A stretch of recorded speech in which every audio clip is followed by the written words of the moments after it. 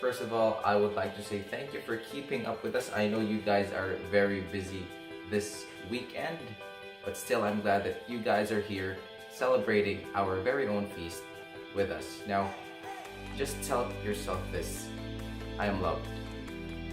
Because indeed you are. Now, by simply watching this video, you are actually continuing and starting your year right. You are pressing on in your spiritual journey.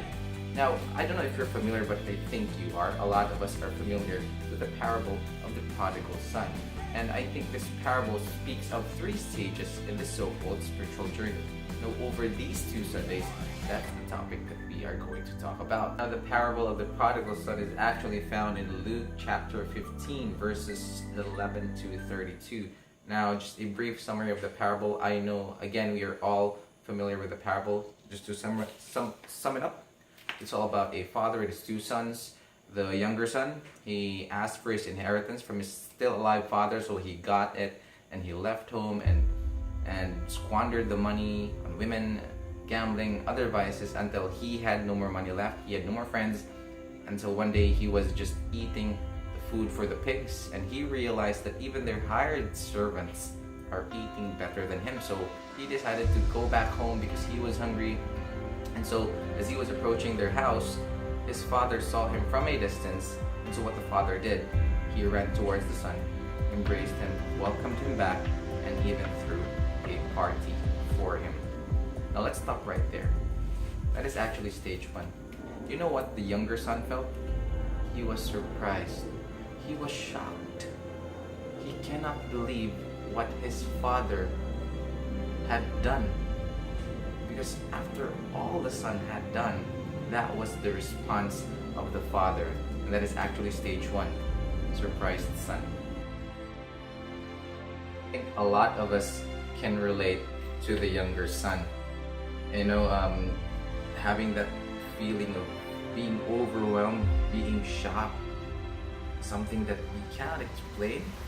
I mean, I know a lot of us are baptized as Christians, but maybe we have not been living as Christians, and maybe there was this certain moment in our life when we received Jesus and, you know, decided to follow Jesus, and when probably from a seminar, a recollection, maybe through the feast, maybe something we heard on TV or in the radio, or maybe from a book, wherein we really received Jesus in the so-called spiritual conversion. And during that time when we felt that overwhelming joy, we were just so surprised. And we are like that younger son. We are like the surprised son that we could not explain, that the God of the universe thinks so much of us, loves us so. Despite who we were back then, he still accepted us despite what we have done. We are as surprised as the younger son. I remember this one time, there was this one moment in my life where I could really say that I received Jesus in that moment. This was way back in high school. There was this youth camp. They coined it a mega camp because it's a collaboration of different schools. There was this youth gathering from different schools, high school, and then certain charismatic friends of mine invited me to join that camp. I was not interested at first until they said that our band could play in that event. So I attended that camp. My friends and I, we attended that camp for the sole purpose of really playing, our band playing in their event. And so we entered that, and then lo and behold, we got more than what we wanted. We wanted to play. Yes, we were able to play, but I got Jesus that day. I think all of us received Jesus that day. We were fully aware of who Jesus was and what his love is. And from that moment on, personally, I was like becoming saintly. There was this brief moment, a momentary sainthood in my life. I mean, the day after that, we went back to school, and we just could not stop praising Jesus. And then the day after that, and then the weeks to come, we were just so overwhelmed by what we had received from God. that the following days we cannot help but express how much we are grateful for who Jesus is to us and what and who we are to him as well. But there's actually a danger to the stage of the surprised son. There is a danger to this. And that danger is that what happens next? What if we backslide? What if we go back to our old ways? Now think about this. Imagine the younger son. He has come back home. He was given a party. He was welcomed back by his father. And then so life becomes easy for him again. What happens next? Would he get bored again and ask for money again and then go out again, go back to gambling and all those vices? That is actually one of the dangers in this stage.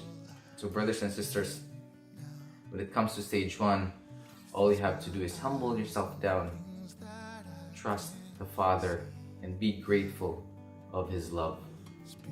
2 is a beautiful stage of growth. I call stage 2 better brother.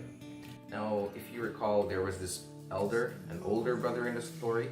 Well, that older brother is quote-unquote the better brother because he was faithful to the father, he was reliable, he was serving the father, he was active, he was committed to the father, and that's actually where we are when we are already at stage 2. We become committed, we become reliable, we even serve the father, serve God, maybe through ministry, through the church. In short, we are becoming the better brother. Now, like in stage 1, there is still a danger to stage 2 as well. Now, if you recall, let me read to you from verse 25. Meanwhile, the older brother was in the field. When he came near the house, he heard music and dancing, so he called one of the servants and asked him what was going on. Your brother has come, he replied, and your father has killed the fattened calf because he has him back safe and sound.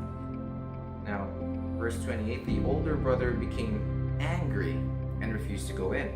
So his father went out and pleaded with him, but he answered his father, look, all these years I've been slaving for you and never disobeyed your orders, yet you never gave me even a young goat so I could celebrate with my friends.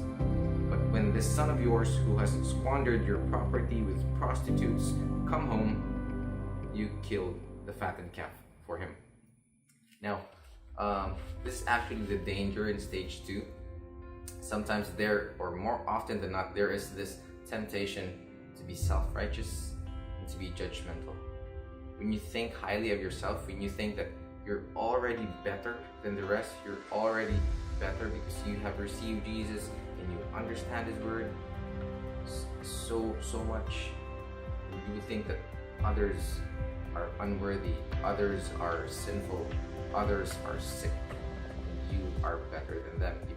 You tend to become self-righteous, you tend to become judgmental, and that's what happened to the older brother. He was able to judge his younger brother. He could not understand what his father had done. The younger brother squandered the money, left the house, asked for the inheritance.